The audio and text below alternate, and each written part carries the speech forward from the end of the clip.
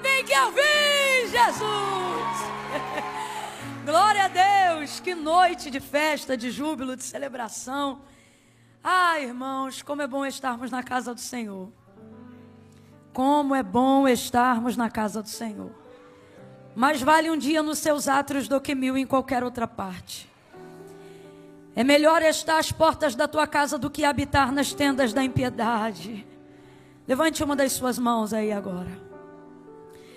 Pai, nós queremos render graças ao Senhor por toda boa dádiva, todo dom perfeito, tudo aquilo que o Senhor tem liberado como manifestação do teu favor, da tua graça, da tua misericórdia sobre nós. Nós erguemos as nossas mãos agora e levantamos as nossas vozes em adoração, em júbilo, em reconhecimento, Senhor, a tua glória, em reconhecimento da tua presença.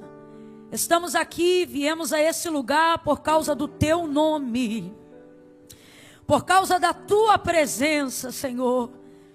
Quando o Senhor está conosco, quando o Senhor se faz presente aonde nós estamos, reunidos em teu nome, nós sentimos a força do teu nome, o peso do teu nome, a unção do teu nome. Obrigada por essa noite, obrigada por esta abertura de conferência. Se estamos aqui é por causa do Senhor. Foi o Senhor que abriu essas portas. Essa igreja está aqui por causa da tua palavra.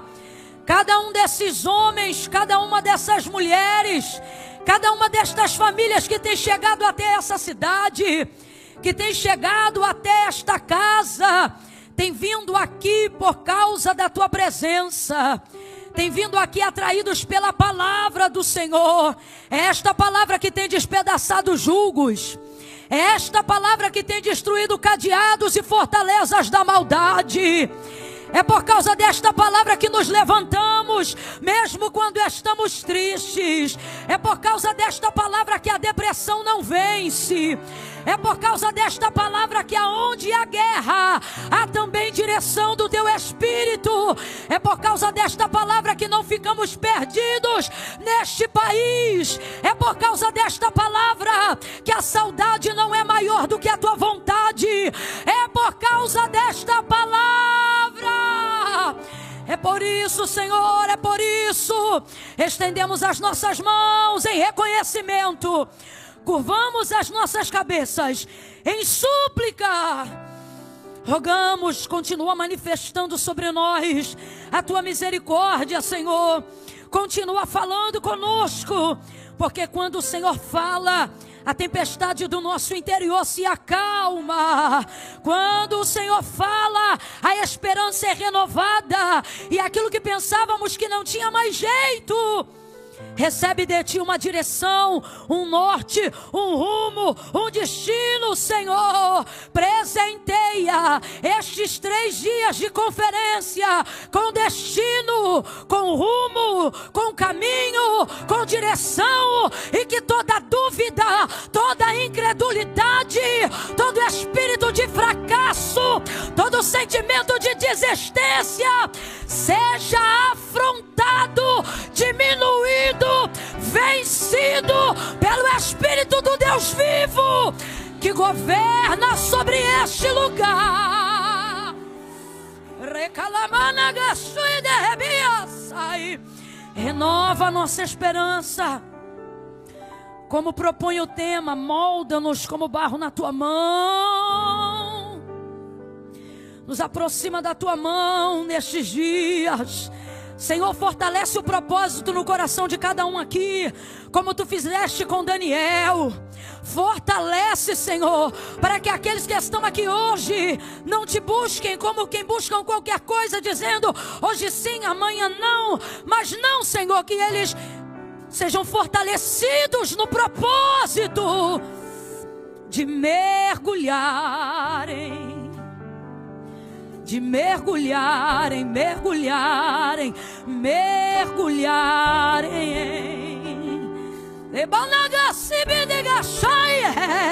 de mergulharem, mergulharem, mergulharem, mergulharem.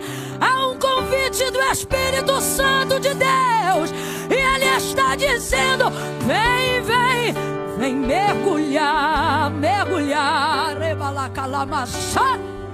Ah, Senhor, queremos ouvir a Tua voz, queremos atender o Teu chamado. Que sejam dias onde dons sejam distribuídos, missionárias se levantem, pregadores se ergam, cantores se levantem, distribui dons, talentos. Pai, em nome de Jesus, eu te oro. Essa igreja se propôs a fazer uma conferência com menos de 1 ano, Senhor.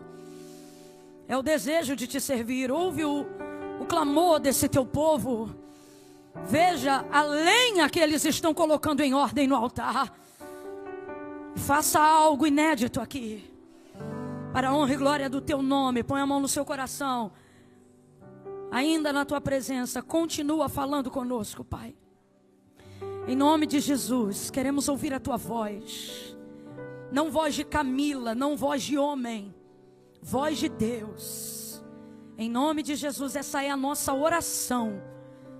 Quem orou em concordância, diga: eita glória.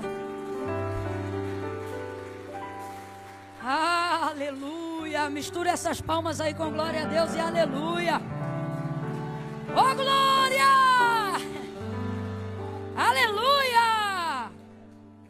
Sabe como é que a gente sabe que está numa igreja pentecostal? Não é quando a gente faz um barulho, é quando a gente faz um barulho específico. Se puder abrir um pouquinho mais, tirar o compressor aqui do retorno para mim, por favor. É quando você ouve alguém naquele ambiente dizendo glória e você se sente quase na obrigação de reagir dizendo aleluia. Já percebeu? Aleluia! Glória a Deus! É pentecostal. De pé, abra comigo a sua Bíblia no Evangelho do Senhor Jesus, segundo escreveu Marcos, capítulo de número 5. Glória a Deus. Ah, ok, claro. Inclusive, foi bom o senhor ter me lembrado, pastor Christian, de que amanhã eu ministro também, permitindo o Senhor. Porque Deus colocou um propósito em meu coração em cima desse tema, moldadas. Não necessariamente para falar do vaso, do barro, ou propriamente de Jeremias capítulo 13. Mas para falar, principalmente, do processo de molde. E as mãos de Deus, como oleiro, trabalham nos moldando, utilizando um fator que às vezes é esmagador, chamado tempo. Então, nesses 3 dias, eu queria trabalhar com vocês essa perspectiva do Deus que age no tempo da nossa espera ou do nosso processo, porque todos nós estamos aqui subordinados a esse fator, né? O fator tempo. Todos, os que gostam de esperar, os que não gostam de esperar, os que sabem esperar, os que não sabem esperar, os esperançosos, os não esperançosos, os pacientes, os ansiosos, todos aqui estão subordinados, por que não dizer às vezes até humilhados, dentro do processo do tempo. Então, hoje nós começamos, eu queria que você encarasse isso como se fosse, de fato, o que é uma conferência, né? Onde vai ter continuidade. Então, amanhã eu te espero aqui às 6 p.m.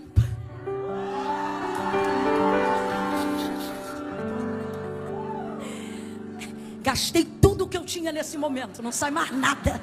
Eu dei meu melhor, Deus viu. Então a gente continua amanhã e eu queria que você entendesse isso. Olhe para quem está do seu lado e diga assim: hoje o culto começa, mas não termina. Olha para mim, como é que funciona isso? Foi dada a abertura hoje, começou e você veio. Eu quero que você entenda que quando o culto terminar hoje, amanhã você continua em estado de culto. Olha para mim que eu estou falando bem sério com você. Amanhã não é dia de bater em criança. Dia nenhum é, Camila, vigia, amém, ok. Mas eu digo, sobretudo, amanhã não é dia de gritar, não é dia de ter aquela DR, Você já está esperando um tempão, aí quer ter amanhã, não está vigiando, o cão vai entrar. Amanhã é dia de você dar continuidade como oferta viva ao culto. Amanhã você continua em espírito, em oração, em ligação, ok? E depois, também, para que no domingo você possa fechar aqui. Quem entendeu, diga amém. Então, que horas começa amanhã? Não, em inglês, por favor. É isso aí. Estamos juntos amanhã, se Deus quiser. Marcos, capítulo de número 5. Pastor Cristian, muito obrigada. Eu estou muito honrada. Pastora Daniele, muito honrada de estar aqui. Muito obrigado pelo carinho, pela recepção, pela moeda mais cara do mundo que vocês estão oferecendo para a gente, que é tempo. Porque tem gente que te convida, mas te deixa meio avoado aí, né? E eles não, sabe? Eles dedicam realmente tempo. Hoje eu pensei que nem ia ver a Dani direito por causa da conferência, mas não. Ela chega junto do começo até o final. Se eu pudesse dar um nome para vocês, ia ser Cirineu. Eles levam a cruz até o fim. Muito obrigada. Larissa, Ashley, Deus abençoe. É bom ver o testemunho que vocês estão dando. Deus conserve vocês, viu? Família abençoada. Quem achou, diga amém. Versículo 22 em diante. Então chegou um dos principais da sinagoga, por nome Jairo. Qual é o nome dele? O qual, vendo-o, prostrou-se aos seus pés e rogava-lhe muito, dizendo: minha filha está à morte, rogo-te que venhas e que lhe imponhas as mãos para que sare e viva. Pelo que Jesus foi com ele, grande multidão o seguia, comprimindo. Versículo 25. E certa mulher que havia 12 anos, que tinha uma hemorragia e que já havia padecido muito a mão de vários médicos, despendido tudo que tinha, sem contudo nada aproveitar, pelo contrário, indo a pior. Porém, ouvindo falar de Jesus, veio por detrás dele, por entre a multidão, e tocou na sua veste, porque dizia ela consigo mesma: se tão somente eu tocar na orla das suas vestes, sararei. Imediatamente ela tocou e se estancou no corpo a hemorragia, e ela sentiu estar curada daquele flagelo. Jesus, conhecendo que de si mesmo saíra poder, voltou-se na multidão e perguntou: quem tocou nas minhas vestes? E responderam-lhe os discípulos: mestre, a multidão te aperta e tu perguntas: quem me tocou? E ele olhava ao redor para ver a quem isto fizera. Então a mulher, que sabia o que lhe tinha acontecido, tremendo e temendo, aproximou-se, prostrou-se diante dele e lhe declarou toda a verdade. E ele lhe disse: filha, a tua fé te salvou, vai em paz e ser curada deste teu mal.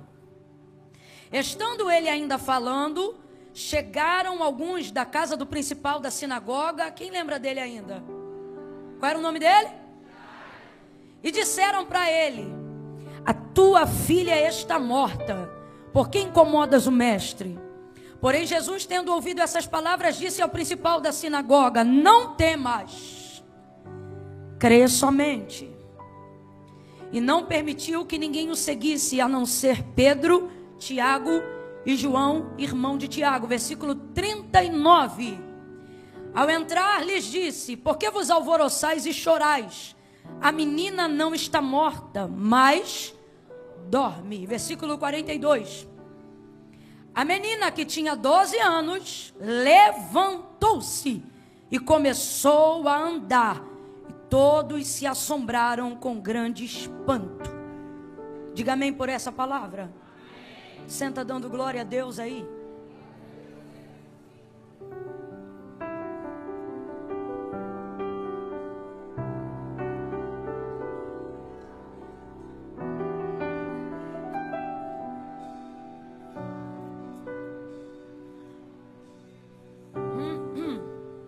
Glória a Deus. Glória a Deus. Oh, glória a Jesus. A mulher do fluxo de sangue, ela ganhou tanto destaque nesse contexto aqui do capítulo 5, que perceba que a narrativa aonde nós começamos a leitura dessa noite começa falando sobre Jairo. E a gente acaba gastando muito mais tempo enquanto estamos tentando falar ainda sobre Jairo, haja vista que a introdução do texto começa com Jairo, mas a gente acaba falando muito mais tempo sobre a mulher do fluxo de sangue. Ela ganha um holofote dentro dessa cena por causa da fé dela, uma mulher de muita fé. Tanto é que na epígrafe do texto, que é aquela parte em negrito, que vem escrito em algumas bíblias, né? Bíblias, quando tem o títulozinho, não vem falando sobre Jairo. Está tudo dentro do mesmo contexto e o título da narrativa fala: a cura da mulher do fluxo de sangue. Tão grande é a atenção que é dada a ela por causa da ousadia da fé dessa mulher. Eu devo ter umas 4 mensagens só dentro desse texto. E se eu não vigiar, ela tira a minha atenção de falar o que eu tenho que falar, que hoje aqui é sobre Jairo. Por causa do nível de fé dela. É algo realmente extraordinário. Mas veja, até para que ela viva o que ela viveu dentro desse contexto aqui, que foi essa cura milagrosa, isso só aconteceu porque Jairo abriu o caminho para ela. Isso vai acontecer dentro de um itinerário que foi aberto a pedido de Jairo. Jairo era o principal da sinagoga, e eu quero que você não entenda isso apenas como se Jairo fosse o pastor de uma igreja. Irmãos, nesses dias aqui, um decreto da sinagoga já havia sido deliberado. Todo aquele que tivesse qualquer atitude ou profissão de fé que declarasse que Jesus Cristo era o Filho de Deus, o Messias ou o enviado de Deus, deveria ser expulso da sinagoga. E ser expulso da sinagoga, e é necessário a gente falar sobre isso dentro da nossa cultura ocidental, que isso não tem a ver com trocar de igreja ou ficar destituído de um cargo. Abre aspas para o que eu vou dizer aqui. A religião do judeu, ela não é tida como aquilo que nós conhecemos como religião católica, protestante. Não, ela é étnica. Você não se converte judeu, compreende? Logo, pertencer a uma sinagoga é muito mais do que qualquer categoria denominacional. É fazer parte de um clã étnico que te respalda como judeu. O que isso significa, Camila? Significa que quando você era expulso de uma sinagoga, você não perdia a sua associação a um grupo de pessoas. Não, você perdia parte da sua própria identidade social. Como assim, Camila? Vou te dar um exemplo bem rasgado que é para todo mundo entender. Vamos supor, você está lá na sinagoga, principalmente ele que é um principal, seria o que nós entendemos como um dirigente daquela sinagoga. Se você é expulso de uma sinagoga, você pode ter dinheiro que você não vai comprar mais. Seus contratos dentro daquela sociedade vão cair por terra. Por que Nicodemos, por exemplo, seguia Jesus à noite e José de Arimateia foi considerado discípulo só depois da morte de Cristo, compreendendo que ele perderia todo o seu patrimônio e tudo que ele possuía se dissesse ou tivesse qualquer atitude que demonstrasse que Jesus era o Cristo, por causa desse edito.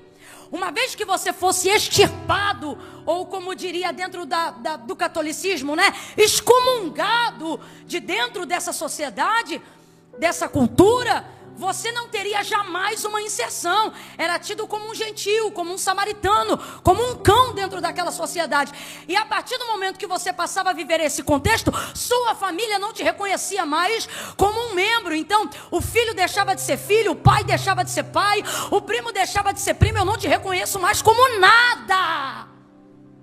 Então você tem dinheiro, mas não compra. Você mora numa casa, mas não tem lá. Você pertence a uma geografia, mas aquela geografia expele você. Por que eu estou falando isso aqui? Porque eu quero que você entenda o que Jairo está colocando em jogo quando ele decide buscar Jesus para curar a filha dele. Ele não está trocando de igreja, ele não está mudando de pastor, ele não está trocando de religião, ele está pegando a identidade que a sociedade deu para ele e está trocando. Ele está dizendo, não que isso não seja importante, só que a prioridade da vida dele foi reorganizada. Eu quero dizer, e já quero começar a aplicar profeticamente as direções que Deus me confiou para esses dias. Você dentro dessa nação e no contexto que de um tempo para cá você foi inserido, está começando a sentir a ausência de pertencimento de alguns grupos. Grupos às vezes até familiares. Grupos às vezes até eclesiásticos, igrejeiros. E você não entende por que eu não me sinto mais como si. Porque coisas aconteceram na sua vida que te fizeram ter que reavaliar as suas prioridades. Deixe estar que prioridades é uma palavra que caiu no uso do plural de 10 anos para cá. Antes, prioridade jamais era conjugada no plural. E por que não, Camila? Porque prioridade estabelece o entendimento daquilo que não pode ser tirado nem acrescentado, mas que é único. Completa para mim, para eu ter certeza que você está me ouvindo bem. Prioridade diz respeito àquilo que é e àquilo que é primeiro. Logo, você não tem prioridades. Isso aí é uma junção comportamental de palavras que a gente aplicou para encaixar todos os nossos interesses numa plataforma só. Mas gramaticalmente falando, a expressão disso não deveria existir. Não se deveriam ter prioridades. Deveria se ter apenas. Vou te dar um exemplo. Por que eu estou explicando isso? E porque é tão importante colocar isso na tua cachola. Quando não existiam prioridades, você sabia que Deus não estava entre elas. Logo, Deus não era prioridade. No sentido plural, ele não estava entre outras coisas que também são importantes. Deus não era prioridades, não estava entre as nossas prioridades. Porque antes ele era a nossa. Vamos lá, sem plural, a nossa. Ô Camila, mas Deus continua sendo o único na minha vida. Mas é aí que você entende com maior propriedade o peso da palavra prioridade. Deus é o único, Ele é o único. Eu sei que se você falhar, não vai ser por adoração a outro Deus. Aqui nessa noite até quem diga que está afastado ou se diz desviado. Mas eu sei que você não é desviado. Sabe como é que eu sei que tu não é desviado? Porque tem um monte de gente que quando afasta, busca muitas outras coisas. Você continua acreditando que somente Deus é único, somente Deus é verdadeiro, somente Ele é Senhor. Vai ouvindo aí. Então, depois de um tempo de relacionamento com Deus, você não negocia mais a exclusividade do lugar único de Deus. Só que hoje a pregação para nós que somos cristãos já não diz mais respeito a ter que pelejar para dizer o lugar que Deus deve estar como único, mas a ter que reciclar a nossa mente para ensinar que Deus não é apenas o único, mas Ele também quer ser o primeiro. Vamos falar rasgado que é para todo mundo entender? Se a gente não vigiar, e muitos de nós estamos sacudidos, sendo sacudidos pelo Senhor aqui nessa noite. Porque uma das coisas que o Espírito Santo de Deus tem falado na nossa mente é o seguinte: eu não brigo mais para ser o único. Eu sei que eu sou o único na sua vida. Você não me adora, você não adora outro Deus nem no seu dia mau. Nem no seu dia mau. Nem no seu dia de maior desesperança você deixa de crer que Deus existe. Agora, por que sua vida espiritual não anda bem? Por que sua vida devocional não caminha bem? Não é porque Deus deixou de ser o único, é porque Deus deixou de ser o... Primeiro é o WhatsApp. A primeira coisa que você faz quando acorda é pegar no telefone, porque normalmente o despertador já vem pelo telefone. Normalmente Deus é depois que você vai refogar o arroz. Deus é depois que você levou as crianças na escola. Deus é quando você tiver um tempo disponível. Deus é se sobrar um dia na semana. Vamos falar rasgado? Deus está dizendo: eu não preciso me impor como único. Eu sei que você não adora nenhum outro além de mim. Só que a questão de um tempo para cá não é mais sobre eu ser o único, é sobre eu voltar a ser o nível de renúncia de Jairo colocava tudo que era reputação, especulação e status em segundo plano. Aconteceu algo na vida dele. Quem ainda está comigo, diga amém. Aconteceu algo na vida dele, aconteceu algo na casa dele, que fez com que a prioridade fosse Jesus. E é lindo isso, porque eu não estou aqui pregando levianamente, irmãos, que reputação não é importante, que status não é importante. Eu fui ajudada na criação, né? Porque tive muita convivência com a minha avó, tanto materna quanto paterna. E como a gente sempre viveu ali em bairro, não se tinha crédito e dinheiro como se tem o fluxo hoje. Então muita coisa era comprada e colocada no caderno. E graças a Deus eu cresci dentro de uma família onde bastava você ter um nome para você chegar lá na venda, ou desculpa a expressão, mas era o termo que a gente usava na época, na barraca. E qualquer coisa que você comprava, aí o dono do estabelecimento dizia: bota no nome da dona fulana? Sim, é no nome da dona fulana. Minha avó acertava uma vez por mês, porque ela só acertava quando recebia o salário. Então durante aquele mês, o que precisasse, você ia retirando. Era só chegar lá e dar um nome da minha avó. Não significa que a gente tinha crédito para pegar tudo, mas se eu pegasse algo no nome da minha avó, mesmo que tenha sido que ela não mandou eu pegar, no final do mês ela pagava. Podia me dar uma surra depois, mas ela pagava, porque ela dizia assim. Eu cresci ouvindo minha avó dizer assim: ó, pobre não tem nada, tudo que o pobre tem é um nome. Honre seu nome, valorize o seu nome. Então eu não vou falar aqui levianamente: ah, não ligue para o que dizem de você, não ligue para o que pensam de você. Não, irmão, testemunho, crédito se constrói com reputação. Então isso é importante. Só que o que Deus está me mandando dizer aqui nessa noite, que vão acontecer ao longo dos anos coisas dentro da sua casa, aonde por maior que seja seu sonho, sua reputação, a vaidade do seu nome, a honra da sua casa, Deus está dizendo: se eu não for colocado lá, não veja, eu não estou fazendo uma ameaça, eu estou te dando uma direção clara. Deus está dizendo: acontecerão coisas na sua casa todas as vezes que você não entender que não basta eu ser o único, mas eu preciso ser o primeiro. Se eu não for o primeiro, eu vou mexer na tua casa para que você volte a entender que eu não estou junto com o plural, eu não estou junto com as demais coisas. Eu sou o Deus Todo-Poderoso.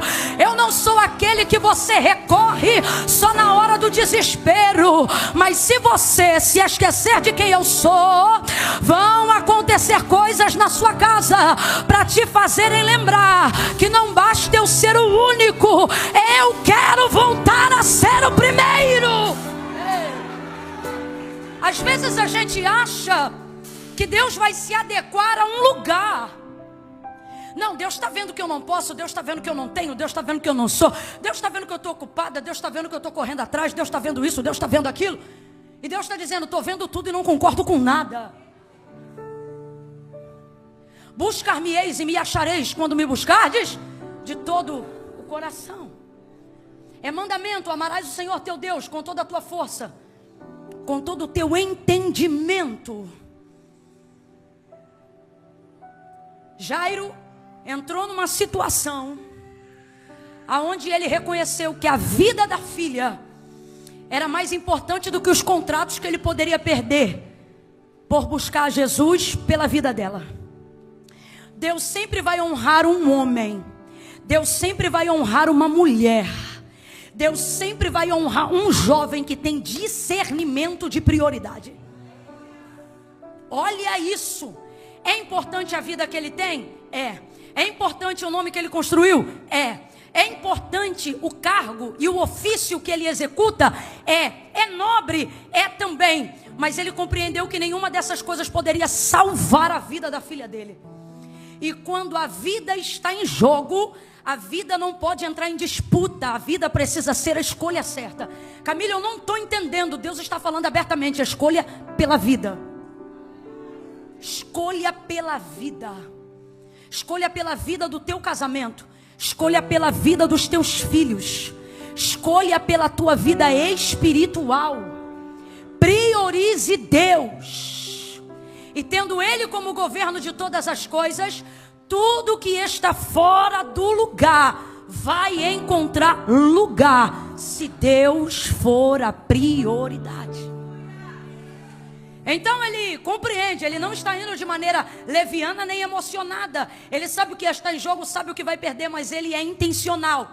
Segunda coisa, Deus quer que nós utilizemos esse tempo de dificuldade com intencionalidade. Todas as vezes que a sua casa estiver em processo de luto, problema emocional ou financeiro, Deus está dizendo para mim e para você nessa noite: me busque com intencionalidade. Eu vou falar rasgado. As pessoas acham muito bonitinho gente que diz assim: ah, Deus sabe, eu não oro pedindo nada, eu não tenho coragem, eu só oro agradecendo. E acha que isso é exemplo de humildade. Eu até acho cativante, mas isso não é bíblico, isso não é a verdade e isso não é funcional. Ok? Eu não estou dizendo que você não deve orar agradecendo. Eu não estou dizendo que você não deve orar em gratidão. Eu não estou dizendo que sua devoção não deve ter adoração sincera. Só que isso não substitui a necessidade de pedido. Duas verdades. Primeira, toda oração, antes de mais nada, deve ser um ato de humilhação. Deixa eu ver se você aprendeu. Toda oração, antes de mais nada, antes da intenção do que eu vou pedir, desejar, adorar ou receber, toda oração deve ser um ato de humilhação. O que isso significa? Significa que quando eu vou buscar a Deus, seja por qual motivo for, para pedir, receber ou agradecer, eu devo ir com a consciência de que eu preciso sempre. Mesmo quando eu não estou precisando de nada, eu preciso sempre. Mesmo quando eu não estou querendo nada, eu preciso sempre. Entende? Coloca isso na tua cabeça. Mesmo quando eu não tenho nada, eu preciso sempre. Mesmo quando eu não estou precisando de nada, eu continuo precisando sempre. Toda oração deve ser um ato de humilhação.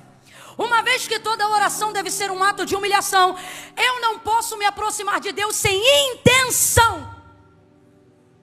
Logo, se eu vou agradecer, então eu vou me posicionar focada em que vou agradecer. Não vem com essa conversa fiada de dizer que só quer agradecer, mas na hora de dobrar o joelho você diz assim: Deus, eu te agradeço por tudo. E nem você sabe listar o tudo. Não, intenção. Primeira coisa, ato de humilhação. Segunda coisa, a oração precisa ser com intenção, intencional. Meu Deus, você precisa, eu preciso sermos mais intencionais. Mas há como é que eu vou dizer? Um véu espiritual ou religioso que quer colocar pra gente que crente bom não pede. O crente bom mesmo, ele não pede nada, ele só agradece. O que me irrita é que esse crente que não pede nada não consegue agradecer pelo que os outros recebem. Porque na verdade ele não pede, não é intencional na vida de oração ou na procura dele por Jesus quando ele precisa. Não porque ele de fato não precisa, mas porque a culpa de quem não foi alcançado verdadeiramente pela graça ainda é tão grande que ele não tem coragem de pedir. Ele acha que nunca vai ter crédito para pedir, e de fato ele nunca vai ter, não importa quanto jejum ele faça, porque não é sobre isso. Mas o religioso e o falso espiritual não conseguem entender isso. Depois que ele jejua muito, depois que ele ora muito, depois que ele faz muita campanha, depois que ele faz voto, depois que ele apresenta todos os propósitos, aí ele pensa que pode começar a pedir. Deixa estar que diante de Deus, ele antes e ele agora não muda o fato de não ter autorização para pedir. Então veja, eu acho isso lindo. O texto diz que Jairo buscou a Jesus, colocou tudo isso em cash, e ao chegar lá o texto diz que ele se prostrou aos pés de Jesus. Vamos lá para a gente não esquecer, ele se prostrou aos?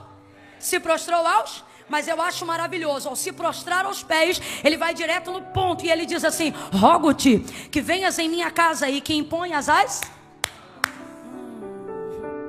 Rogo-te que venhas em minha casa e que imponhas as mãos sobre a minha filha, para que tocando ela sare e viva. Esse é o clamor de Jairo. Quando você vê ele aos pés, você diz: ato de humilhação verdadeira. Mas quando você vê ele pedindo as mãos, você diz: sabe exatamente o que veio e sabe exatamente o que vai pedir. Aí você olha para o texto e diz assim: Camila, isso é questão de perspectiva. Camila, eu não quero ser um crente interesseiro, nem eu. E é por isso que eu não estou pregando sobre interesse, eu estou pregando sobre intencionalidade. Deus nos trouxe hoje aqui para dizer: aos interesseiros eu não dou o meu tempo, mas aos intencionais eu darei até o que não me pediram. Pegue na mão de alguém aí agora, pegue na mão dessa pessoa. É a primeira vez que eu estou te pedindo isso, não pede licença não. Só pega na mão dessa pessoa e faz ela entender que ela não está numa noite de entretenimento gospel. Faz ela entender que ela entrou numa casa de profeta. Ela entrou num lugar onde tem intenção canção e palavra, de mãos dadas com ela, diga assim para essa pessoa: não sou interesseiro, mas sou altamente intencional. Sacode ele e diz: seja mais intencional, seja mais intencional. Não pense, você diz Tiago, que aquele que se aproxima de Deus sem saber o que quer, receberá dele alguma coisa. Quer falar de fé?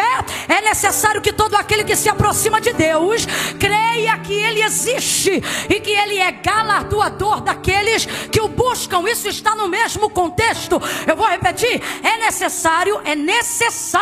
Eu não oro porque eu preciso disso ou daquilo. Eu oro porque a única maneira que eu conheço para falar com Deus e a única maneira de sobreviver neste mundo é falando com Deus. Gente, a nossa vida não muda quando a gente fala de Deus. A nossa vida muda quando a gente fala com Deus. É necessário que todo aquele que se aproxima de Deus creia que ele existe e que é galardoador. É galardoador daqueles que o buscam. Então assim, você tem que parar com isso. Eu vim falar abertamente porque pedi e não recebeste porque pedi.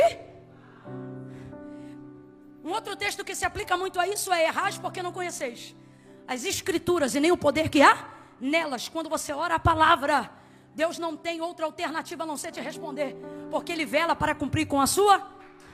Quando você aprende isso, você não ora sentimento nunca mais. Você só ora dizendo assim, ó: tem dia que eu chego na presença de Deus, tem dia que eu estou mais ousada, não sei, parece que o sangue carmesim está mais grosso. E eu digo assim: Senhor, hoje eu não vim te pedir nada de mim, eu só vim pedir o que tu disseste que faria. E tu disseste. Aí eu começo a falar as coisas que ele disse. E na minha cabeça parece que eu vejo Deus dizendo: não estava merecendo não, mas como eu disse.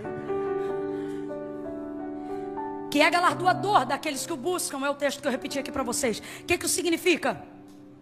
Que o próprio Deus tem expectativa de que você chegue desejando, esperando. Ah não, Camila, com todo respeito, tá? Filosoficamente é lindo, mas não é teológico a frase. Eu não adoro Deus pelo que Ele faz, eu adoro Deus pelo que Ele é. Lindo, licença poética, vou cantar até morrer, não me perturba, ok? Isso é um assunto resolvido. Agora, vamos para a palavra? O Senhor disse assim no livro do Deuteronômio, último capítulo.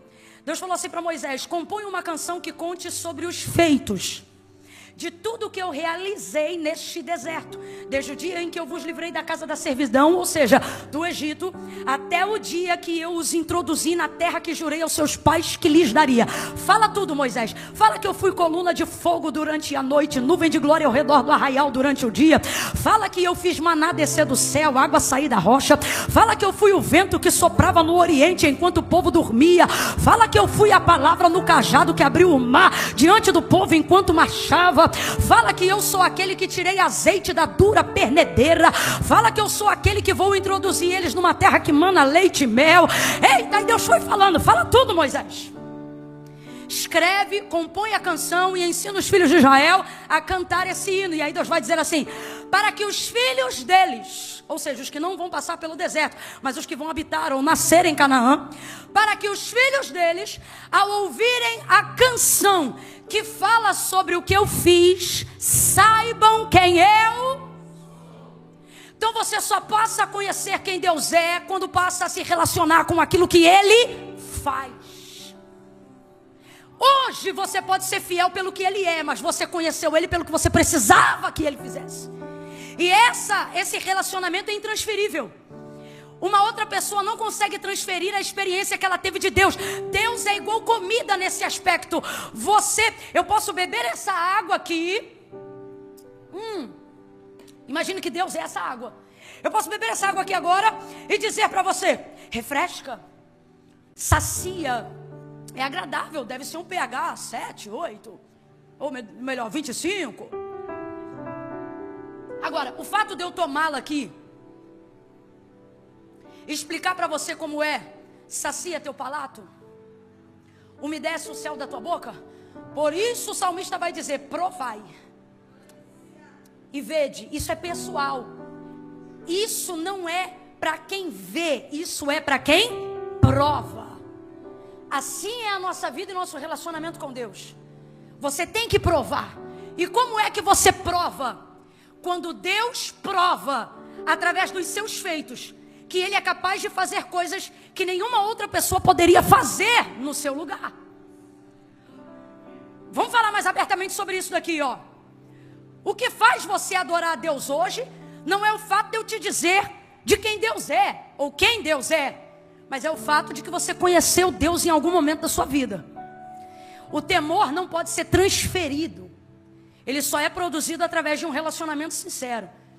Ah não, Camila, mas eu sou tão fiel a Deus que eu adoraria a Deus mesmo que Ele não tivesse feito nada, nem mesmo entregado seu Filho Jesus. Apenas pelo conhecimento eu o adoraria. Conversa fiada. E por que que isso não é uma verdade? Porque senão você também poderia fazer de mim sua deusa. E poderia fazer de qualquer outra pessoa também o seu Deus. Se isso fosse só por uma convicção de palavra. Mas não é, é por demonstração de poder. Então Deus demonstra poder e você teme. Ah, isso não é romântico, não é romântico, mas é bíblico. Com todo respeito, filhão, você não adora a Deus só porque Ele é bom, você adora a Deus porque Ele é poderoso. E por isso você o serve. O que você acha que faz uma mulher que a vida inteira foi tida como amante dentro de um relacionamento e de repente desvencilhar-se daquele que era o sustentador da sua vida por amor a Jesus, como fazem tantas mulheres ao conhecer Deus, ao ponto de que aqueles que outrora usufruíam de intimidade com elas dizem: você vai me deixar por causa de igreja? Porque eles não conseguem entender que é por causa de Jesus, o amor arrebatador, o salvador, o remidor de sua alma. O que é que faz um homem parar de aceitar um suborno que em tese aumentaria o patrimônio dele aqui na terra por pura fidelidade a um Deus invisível? Uma experiência real com o poder de Deus é o que faz você renunciar a amores, é o que faz você renunciar a dinheiro, é o que faz você renunciar a qualquer coisa falsa, mentirosa, pecaminosa e errada. Não é o fato só de saber quem Deus é, mas é ter experimentado algo que Ele tenha feito. Quando você bota isso na balança, você diz: Ele dá conta de ser o meu Deus. É exatamente dessa maneira. Jairo entendeu que a identidade social não dava conta de levantar sua filha, que o senso de pertencimento de grupo não seria o suficiente para fazer ele superar o trauma da perda de uma filha. Mas ele entendeu que na balança da renúncia, se Jesus pudesse oferecer cura, Jairo poderia oferecer renúncia. Alguém pode olhar numa perspectiva falsamente humilde e dizer: eu não acho justo o que Jairo fez. Ele deveria ter adorado independente do que viveu. Só que Deus não olha para a justiça como eu e você. Deus olha para a verdade. Você quer ver outro exemplo? Jacó disse assim para o Senhor: se de tudo tu me abençoares, o dízimo de tudo que tu me deres eu te darei. Aí eu te pergunto, ele já não tinha que dar o dízimo muito antes, haja vista que o dízimo já existia desde a ordem de Melquisedeque e ele já era experimentado nisso? Sim ou não? Sim ou não? Mas olha o que ele está dizendo. É a partir de agora. O que ele está dizendo? Não é pelo que eu ouvi ou vivi dos outros. Esse pacto quem está fazendo sou eu e o Senhor. Se de tudo o Senhor, ou seja, se eu provar da tua mão, se eu entender que a tua mão sustenta o tipo de vida que eu estou disposto a renunciar para viver da tua mão, de tudo eu te darei. Então o que ele está dizendo para Deus? Ele está colocando uma condição. E tem gente que acha isso errado. E no auge da minha vida politicamente correta, eu também acharia. Só que Deus olha isso e pesa na balança da verdade. Para Deus, se tem verdade intencional, tem integralidade, Ele recebe. A moeda que mexe o câmbio do céu não é perfeição, é verdade. Não é política, é verdade. É. Lembra daquela mulher que teve 5 homens na vida dela e o 6º não era dela? Jesus disse assim para ela: traze-me aqui teu marido. E ela diz: eu não tenho marido. Aí ele diz: tu disseste com verdade, porque tu já tiveste 5 e o 6º que tu tens agora não é teu marido. E aí ele termina dizendo para aquilo que ela acabou de responder para ele, dizendo assim: tu disseste bem. Parece até que ele está elogiando, não é? Jesus, só está de brincadeira comigo? A gente pagando preço para ser fiel e essa mulher vem aí com 5, o sexto não é dela, ou seja, ela está no ato do erro. E o Senhor diz, disseste bem? Ele não está dizendo que o que ela falou foi bonito, mas ele gostou porque foi? Então ele continua ali. Agora com os fariseus ele não dedicava 5 minutos do seu tempo. Mas com essa mulher, sentou, conversou o dia todo. Depois aceitou conversar com os amigos dela. E o lugar que era só de passagem, o texto diz que ele ficou mais um dia lá. Por quê? Porque para Jesus, intenção tem a ver com a verdade do seu coração. Deus está dizendo, quer me conhecer aqui, como seus pais me conheceram lá? Quer viver comigo aqui? Algo que você nunca viu ninguém viver na sua casa? Deus está dizendo, se humilhe aos meus pés, mas não tenha vergonha de dizer o que você precisa das minhas mãos. Jairo foi aos pés, mas intencionalmente foi direto na mão. Qual era o testemunho de Cristo aqueles dias? O testemunho era este, que todo aquele a quem Jesus tocava, este era curado. É isso que Lucas fala quando conta o testemunho de Jesus nesses dias. Por que essa mulher saiu correndo e tocou na orla das vestes dele? Porque ela já tinha ouvido o testemunho dele. Por que ela é uma mulher que ganha tanto destaque? Porque ela foi a única e a primeira a entender que não precisava ser tocada por ele, mas que se ela tocasse, ela também podia receber. Mas antes da mulher do fluxo de sangue, isso não existia. Por que a multidão está apertando ele a caminho da casa de Jairo? Por que essa multidão não foi curada igual essa mulher? Haja vista que se esbarrasse nele, poderia ser curado também. Porque você recebe de acordo com a perspectiva e a intenção do seu pedido. Como assim, Camila? A mulher colocou na cabeça dela, se eu tocar, quem vai receber sou eu. Como é que aconteceu? Quando ela tocou, quem recebeu? Agora, todos os outros que queriam receber, qual era a intenção? Se ele eu vou receber. Por isso a multidão aperta, porque o testemunho, de acordo com o relato de Lucas, era esse. E a todos quanto ele tocava, estes eram curados. Estes quem, gente? Os que ele tocava. Então qual era a mentalidade da galera? Eu só posso ser curado se por ele eu for tocado. Por que Jairo diz assim, rogo-te que entres em minha casa e que impõe a mão sobre a minha filha? Porque o testemunho dele, que ele ouviu, é o testemunho que Jesus tinha na região. Se ele tocar, é curado. Se ele tocar, ressuscita. Rapaz, ele tocou no esquife, aonde trazia o filho morto da viúva de Naim. Imagina isso chegando no ouvido de quem está ouvindo. Como é que é, rapaz? O homem é tão poderoso que ele toca numa coisa imaterial. Ou melhor, material. E aquilo, ele passa a vida para o esquife, e o esquife passa a vida para o menino. Então você imagina, é só ele tocar. Qual é o pensamento dessa multidão aqui? É só ele? Se ele tocar, a lepra vai embora. Se ele tocar, a paralisia some. Se ele tocar, a cegueira desaparece. Se ele tocar, então está todo mundo apertando. Está todo mundo apertando. Para quê? Para ele tocar. Toca. Por que ela recebeu na frente de todo mundo? Porque ela não podia ser por ele. Jesus nunca quebrou a lei. Nunca, Camila, nunca. Ué, mas ele curava no sábado. A lei tinha uma lei do sábado. E a lei do sábado regia que a vida era maior do que a lei. Tanto é que se você tivesse um boi e ele ficasse atolado no pasto, você podia ir lá e tirar o boi. Porque a vida é maior do que a lei. Então boi valia dinheiro, ovelha valia dinheiro. Então ninguém deixava o bicho se perder porque era sábado. Mas quando Jesus curava os outros no sábado, aí a cambada de fariseu dizia, quebrou a lei. Por que quebrou a lei? Porque curou no sábado. Por isso que na sinagoga, quando Jesus cura a mulher encurvada, ele vai gritar para os homens que estavam ali, dizendo, hipócritas, se fosse uma ovelha, estou falando rasgado, se fosse uma ovelha vocês tiravam, se fosse um boi vocês tiravam. Agora não pode o Filho do Homem libertar essa mulher que há mais de 18 anos estava oprimida por Satanás. Jesus nunca quebrou a lei. Essa mulher sabia, se depender dele me tocar para eu ser curada, eu não vou ser curada. Mas se tão somente eu. Aí eu não aguento, o carioca que mora em mim vem com força. Esquece. Por que, Camila? A situação dela era a pior de todo mundo. Quando Deus quer inaugurar um método novo através de você, Ele te deixa numa situação mais difícil que a de todos os outros. Porque haverá uma brecha que só pode ser vista por quem está exatamente na posição complicada que você está hoje. Mas eu não vou falar dela, vou falar dele. Ela me irrita, ela vem, ela toma. Ela é muito terrível. Então veja, Jairo compreende. Se tocar, então ele tem que ir lá em casa, porque ele tem que...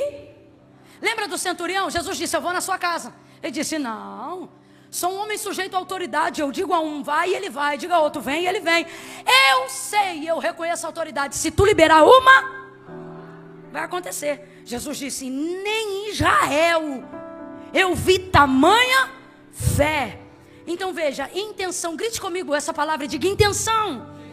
Quando alguém diz aumente a tua fé, Deus está dizendo aumente a intenção. Pare de falsa modéstia. Não diga que quer ser próspero se você quer enriquecer. Diga, Deus, eu quero enriquecer. Não diga que você quer morar em qualquer lugar só porque você está procurando abrigo, porque abrigo até o governo dá. Se você está falando com Deus, diga, Deus, eu quero uma casa. E se souber o bairro, diga o nome da rua. Chega de falsa modéstia. Chega de falsa humildade. Deus está dizendo, eu trabalho com a tua intenção. Fale a verdade. É melhor Deus te confrontar por um erro ou por um pedido que não deveria ter sido feito, e nisto você vai conhecer qual é a vontade de Deus para a sua vida, do que você seguir fazendo orações repetidas porque ouviu outras pessoas orando assim.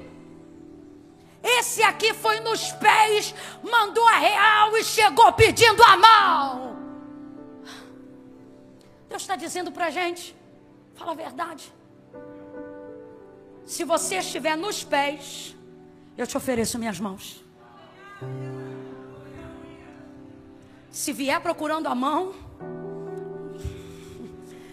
mas se vier humilhando-se aos pés, a mão é sua. O Senhor está dizendo para alguém, chegue aos pés e você vai ter as mãos. Rogo-te que vais em minha casa e põe a mão sobre a minha filha para que ela sare e viva. Qual é a fé dele? Qual é a fé dele? A fé dele é o seguinte, minha filha só pode ser curada se Jesus for lá e colocar. Aí Jesus vai negociar isso? Vai dizer, não, você tem que crer como centurião. Não, você tem que ter a fé da mulher do fluxo de sangue. Eu acho isso lindo no reino de Deus. O quê? Equidade. Jesus trabalha de acordo com a sua fé. Se você diz assim, ó, é ainda esse ano, e não diz a data, é ainda esse ano. Mas se você disser assim, é esse mês, o reino espiritual se move para este mês. Ele diz que vai, ele vai. Ele sai dali e começa a caminhar. Jairo vai dar o endereço, Jairo vai dar o caminho. E é nessa caminhada que isso tudo vai acontecer. Que a multidão aperta, que a mulher do fluxo de sangue recebe. E eu já caminho para o final, nesse contexto aqui. Vamos pular essa mulher e vamos direto para Jairo. O que acontece? Enquanto Jairo está levando Jesus para a casa dele, a mulher pega esse caminho, toca na orla das vestes de Jesus e imediatamente ela é? Enquanto Jesus para a caminhada para saber quem foi que tocou nele, o tempo está rolando ali. E Jairo está dentro desse tempo, subordinado ao tempo de Jesus. Jesus já aceitou ir para a casa dele. Isso deveria tranquilizá-lo. Isso deve te tranquilizar. Olhe para cá.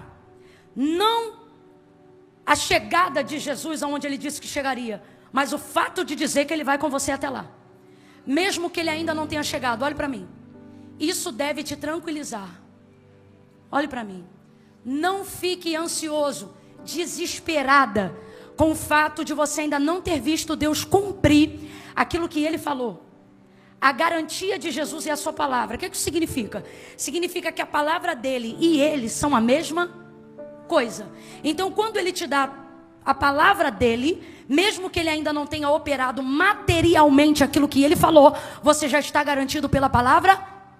Logo, você não precisa esperar ele fazer para celebrar. Não precisa esperar ele fazer para acreditar. Só o fato de saber que ele está caminhando para cumprir, isso já deve lhe garantir paz no caminho. Eu vou falar de um jeito que você vai entender. É como se Deus tivesse dito, tá, eu vou lá. Se tem WhatsApp, era só ele mandar um zap na hora para a mulher e falar: mulher, fica tranquila. Ele aceitou. Ele está indo para a nossa casa. E ela certamente ouviria no acelerado: mulher, ele aceitou, ele está indo para a nossa casa. E isso é a garantia, ok? Isso é a garantia. Só que no caminho, completa aí para a gente encerrar junto, bora, a mulher do fluxo de sangue vai tomar o tempo do milagre de Jairo. Então aquilo que era emergência virou socorro urgente. Porque enquanto Jesus para descobrir quem tocou nele, vai chegar gente da casa de Jairo, dizendo que não precisa mais levar Jesus até lá, porque a menina que estava doente agora já está. Agora, qual é a fé de Jairo? Qual é a fé de Jairo? De que se Jesus tocar na filha dele, ela vai? Quem lembra? Ela vai? Deixa eu ver se você está lembrando mesmo, está meio confuso as vozes. Ela vai viver ou ser curada? Ser curada, porque a fé dele não era para a ressurreição, a fé dele era para... E tem diferença, Camila? Você sabe que tem. Quem aqui já teve fé para curar a dor de cabeça de alguém? Orou e foi curado, diga amém. Agora é todo velório que você chega e diz para o dono do defunto: não chores. Não, porque você sabe que a fé para curar é uma e a fé para ressuscitar? Tem níveis de fé? Tem, por isso tem tamanhos de milagre. Jesus disse para os discípulos no meio da tempestade, quando acordaram ele: até quando vocês me terão convosco, homens de pouca ou pequena fé? Então responda aí com inteligência: a fé tem tamanho, sim ou não?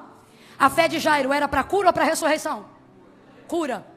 Só que Jesus já sabia, irmão, que no meio do caminho a menina ia. Só que era também no meio desse caminho que Jairo ia ver que Jesus também operava de maneiras diferentes da sua expectativa. Porque qual é a fé dele? Só pode ser curado se por ele for?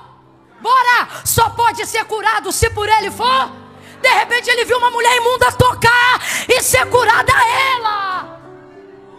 Por mais que ele esteja incomodado de que ela esteja tomando o tempo que é dele, a verdade é que ele está vendo que Jesus pode muito mais do que ele imaginava.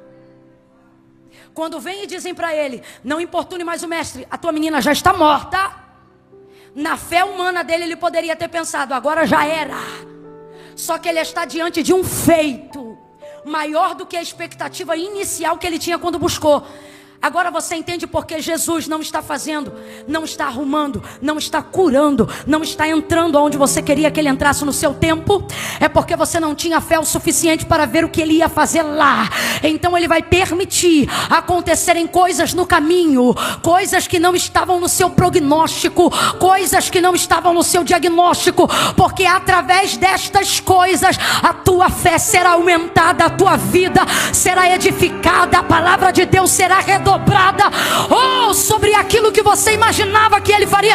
Eu estou sentindo a graça de Deus aqui. Ele está dizendo: eu não estou te castigando, eu estou te preparando para algo maior, algo que em 2023 você ainda não estava pronto, algo que em 2024 você ainda não estava pronto, mas diante do que eu vou permitir acontecer no caminho, aquilo que você chamou de atraso, aquilo que você chamou de erro, aquilo que você chamou de confusão, era minha mão aumentando a tua intenção, aumentando a tua expectativa, te mostrando que quando você sustenta o que você trouxe, eu coloco por cima disso o que você não tinha.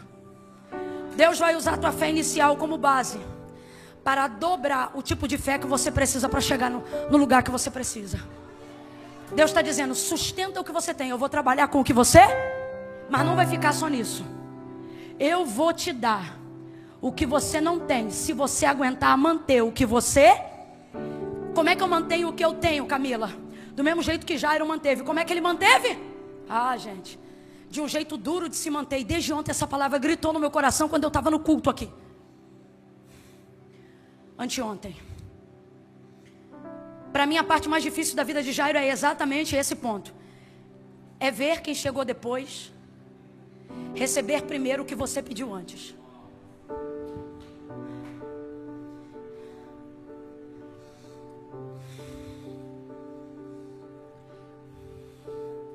Se eu não pregasse nada do que eu preguei e eu pregasse só isso, eu sei que eu entreguei uma profecia hoje aqui. Porque Deus falou isso comigo acerca de vocês como igreja. E agora eu não falo como pregadora, mas como profetisa do Eterno, enviada a este lugar. Se vocês suportarem, com o coração limpo, sem murmuração na boca, aguentarem a ver que outros que chegaram depois receberam exatamente o que vocês pediram antes, o que vocês se esforçaram para receber antes. Porque, irmãos, eu não estou inventando não, é só você olhar o texto por outra perspectiva. Jairo queria uma cura e não uma ressurreição, sim ou não? A mulher foi pedir ressurreição? Não, a mulher foi ser... Ela tocou em Jesus e recebeu primeiro o que ele tinha pedido antes. Ela recebeu a cura. Agora se liga, enquanto ela recebe cura, que era o que ele pediu primeiro, por Jesus curar ela e dobrar o tempo no caminho, a casa dele se agrava. A garota que outrora estava viva, agora está morta. Sabe lá se foi pelo tempo que usou-se, enquanto ele administrava esse tempo para gerir o milagre e a confissão de fé de uma mulher que para ele era imunda. Eu vou mais profundo agora, não é a Bíblia quem diz isso, sou eu. Quem sabe ele não conhecia essa mulher, porque ele tinha que garantir que ela ficaria fora da sinagoga. Ela era imunda. E de repente alguém que sempre esteve acostumada a receber depois, a ver depois, a ser purificada depois, ele está vendo que agora essa pessoa recebeu na frente dele. E o que me impressiona, eu amo a verdade de Jairo. Qual, Camila? Eu vou falar a real. Eu não acredito que ele está de boa, não. Eu tenho para mim que ele está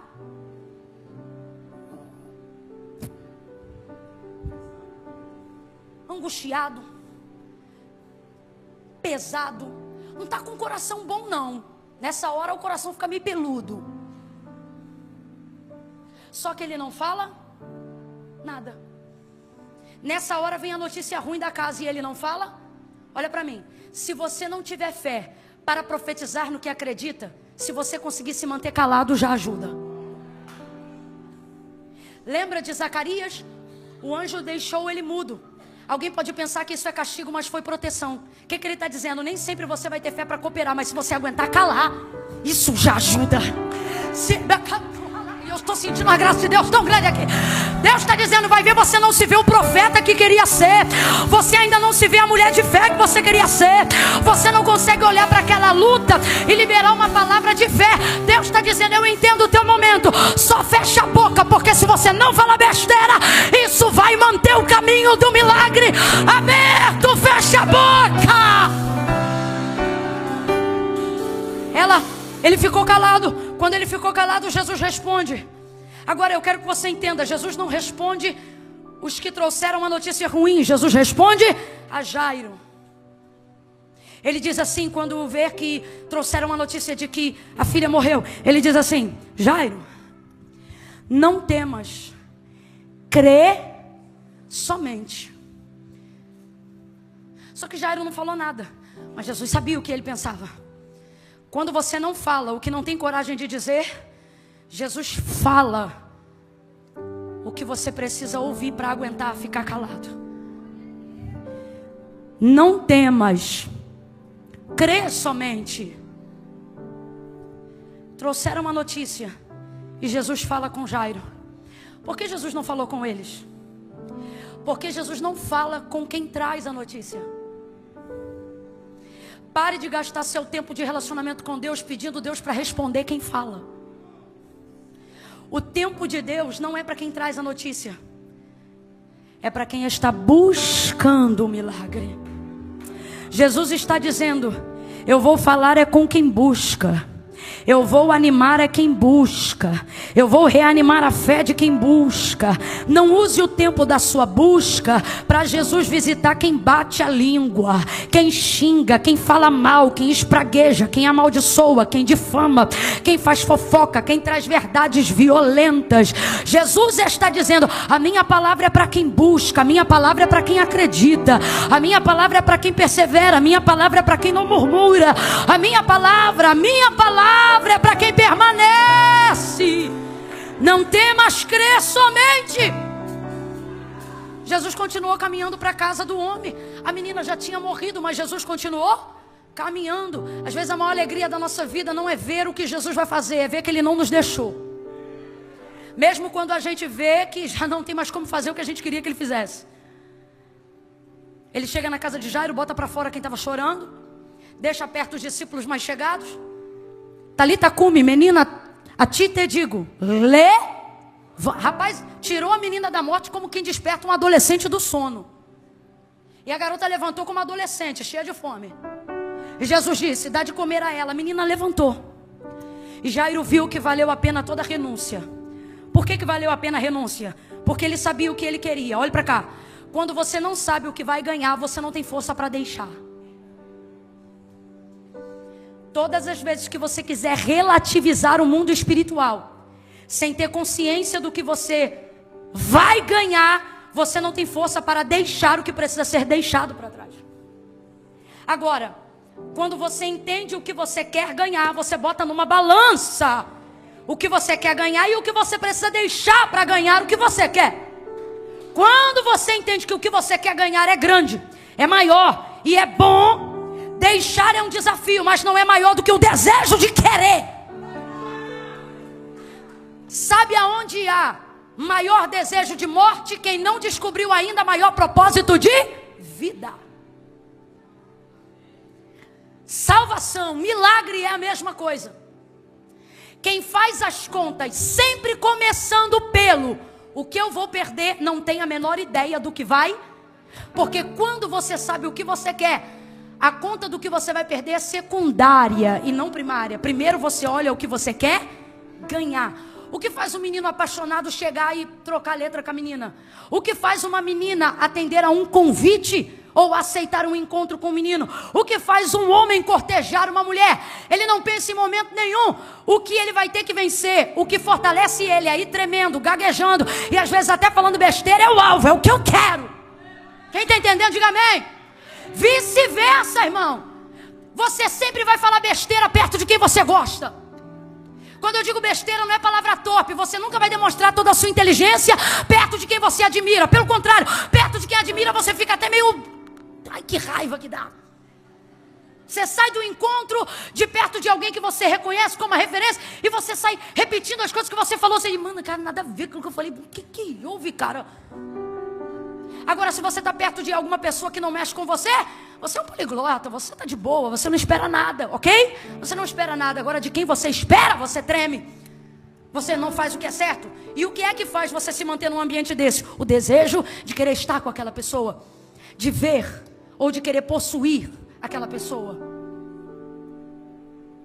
Por que você não está conseguindo viver a vida espiritual que você queria viver? Porque você está começando pelas contas do que você vai perder.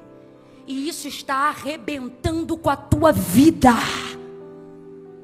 O processo do tempo em não receber o que você queria no seu tempo não é Deus te castigando, é Deus preparando coisas maiores para você. Camille, como eu vou alcançar? Deus deu para a mulher do fluxo de sangue uma cura, mas deu para Jairo um testemunho que abalou seu bairro. Vamos falar a verdade? O que é maior? Uma cura ou uma ressurreição? Então quem recebeu o maior milagre? Jesus está dizendo, se eu estou dando para outras pessoas, primeiro o que você me pediu, não é porque eu não vou fazer o que você imagina, mas é porque eu decidi fazer algo maior do que o que você me pediu. Coloca isso na sua cabeça. Quem entendeu, diga amém. Eu quero fazer uma oração agora antes de encerrar. E que oração é essa, Camila? Por pessoas que por um tempo... Eu vou levantar 2 palavras de oração. 60 segundos cada uma. Primeira palavra de oração. Sentado mesmo como você está. Não precisa se levantar agora. Só vai orar comigo. E eu só vou orar por pessoas que já desejaram muito viverem momentos melhores do que os que estão vivendo agora. Só que as notícias do meio do caminho arrefeceram a sua fé. Você já se viu pregando num púlpito como eu hoje aqui, mas agora você não se vê mais. Você viu outras pessoas que chegaram depois. atenderem esse chamado e aparentemente serem bem-sucedidas primeiro, e você já não se vê mais exercendo ele. Mas não é porque você não quer mais, é porque você não se vê mais. Você viu tanta gente passando em sua frente? Se arrefeceu no seu coração o desejo de algo, e hoje você não consegue mais desejar, ter intenção de receber algo da parte de Deus. Porque quando você pensa o tanto que você vai perder, você diz: eu não tenho força para perder isso. Camila, eu não tenho força para orar 1 hora por dia. Camila, eu não tenho força para tirar um dia da minha semana e ao invés de ganhar dinheiro, vir para o culto servir na igreja. Camila, eu não tenho essa condição. Se você hoje está nesse pensamento, mas sua vida não melhora, porque você sabe que parou de fazer conta do que ia ganhar e só começou a fazer conta do que ia perder. E por isso perdeu a força. Você não consegue mais orar o tempo que orou um dia. Não é porque não tem mais esse tempo para orar, mas é porque no tempo que você tem, você não sente mais o que você sentia. Camila, eu quero hoje aqui pedir a Deus que volte a me dar força para desejar coisas que eu deixei para lá. E hoje, enquanto você pregava, o Espírito Santo de Deus me inspirava e dizia: não deixa para lá, crê somente. Sustenta o que você queria, mantém o pedido que você me trouxe. Fecha os teus olhos aí, curva a sua cabeça se você se encontra nesse convite. Agora não vem de qualquer maneira não, fala qual é a área que você deixou para lá. Talvez Deus te chamou para ser um profeta e você deixou para lá. Talvez Deus te chamou para abrir um negócio quando você chegou aqui, mas hoje você é funcionário de alguém que trabalha com o que você queria trabalhar, porque você deixou para lá a empresa que Deus queria te dar. Fecha os olhos. Você vai pedir a fé de Jairo. Era uma fé que não era grandiosa, mas era suficiente para começar. Fecha os olhos e peça isso. Senhor, em nome de Jesus, nessa noite, debaixo da tua palavra, em linha com a tua palavra, eu quero humildemente, Senhor, pedir